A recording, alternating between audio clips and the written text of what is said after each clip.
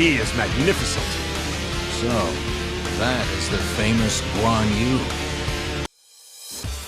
What can be said about a man that at this point is so well known that it would be borderline insulting to narrow down his many exploits to only a few moments? I say who cares, it's f***ing Guan Yu. If you have even an inkling of interest in Chinese history, hell, even if Googled the God of War, chances are you've come across this former general of the Shu army at one point. One of the 3 sworn oath brothers of Zhang Fei and Liu Bei. This bad motherfucker is so intense and so respected he was considered the God of War before the modern day God of War. Boy.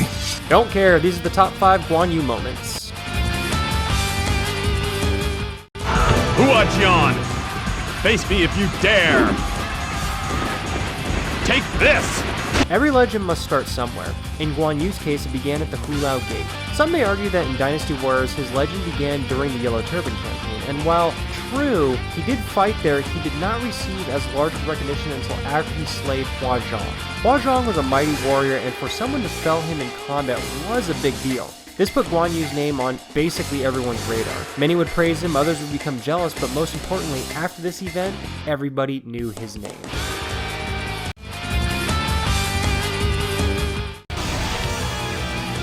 Ridiculous to be killed by someone like you.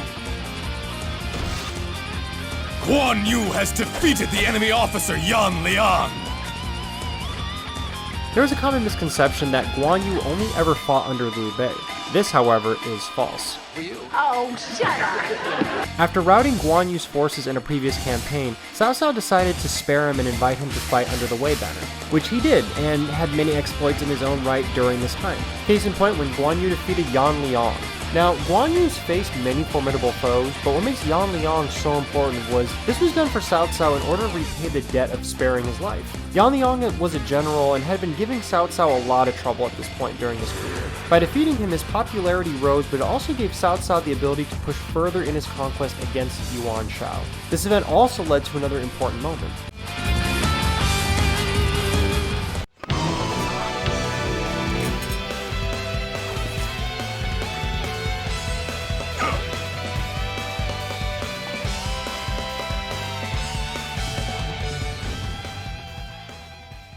So, I've known people that are insanely attached to like their ex-boyfriends or ex-girlfriends or whatever, and even they had a little bit more thought and a little more hesitation than that right there. All joking aside, this moment is extremely important in the history of Guan Yu. Originally, he made an oath with his sworn brothers Zhang Fei and Liu Bei. Upon running into Liu Bei again on the battlefield, Guan Yu felt his place was at Liu Bei's side. However, he didn't want to just forget the kindness and mercy Cao Cao had shown him. Therefore, he vanquished the officer Yan Liang, whom had been a thorn in Cao Cao's side, and also left behind almost all the gifts Cao Cao had given him in an attempt to win over Guan Yu's favor. You know, I was only joking, but this really is starting to sound like relationship drama. The only possession that Guan Yu kept was red hair, and it's argued the only reason why he kept red hair was that it would help him get back to Liu Bei faster. Hey, if you love someone, set them free, and if they return, they're yours forever. Or they become the f***ing God of War. Boy. There is a reason why Guan Yu is often deified in modern society. Known primarily for his prowess in battle, as he is known as... I heard you, and these are not subjects for discussion. Do not push me, boy. Upon the major defeat at Chibi, Cao Cao's forces had been routed.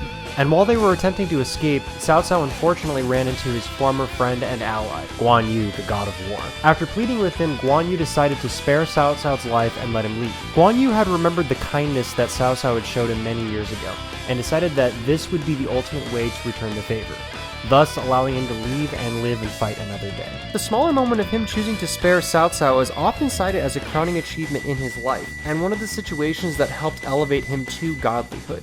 This is because despite being a battle-hardened warrior, this act of mercy helped solidify that there was more to Guan Yu than pure strength. The man carried honor, and despite Cao Cao now being his enemy, he didn't forget the kindness Cao Cao had shown him in the past. There are slight caveats to this though. It's argued Zhuge Liang did this in order to set up Guan Yu as a means of taming him, or that this act of letting Cao Cao go prolonged the Three Kingdoms period.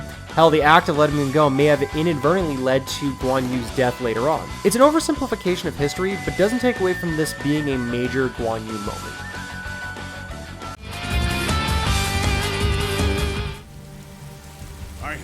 heed my goodbyes. Go, my children.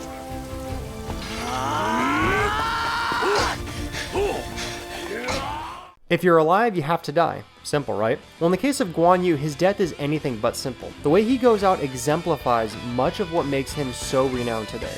Attempting to spearhead an assault into Cao Cao's territories, Guan Yu refused to give up the borrowed quote-unquote Jing province from the Kingdom of Wu.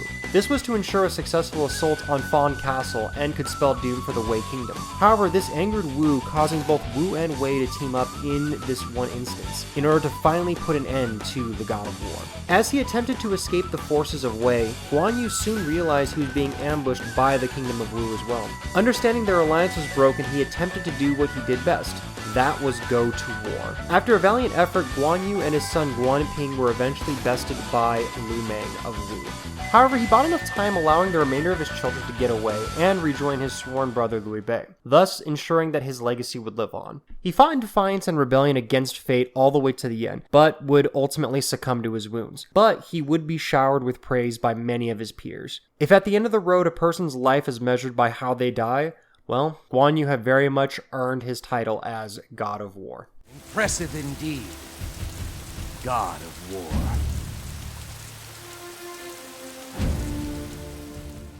So, those were the top 5 Guan Yu moments. Do you agree? Do you disagree? Did I forget any good ones? You flaming idiots! Take this! Definitely let me know in the comments section below, and make sure to like, comment, subscribe, all that good jazz. And keep things light and rebellious, and I will see you in the next one. Entertain me if you can.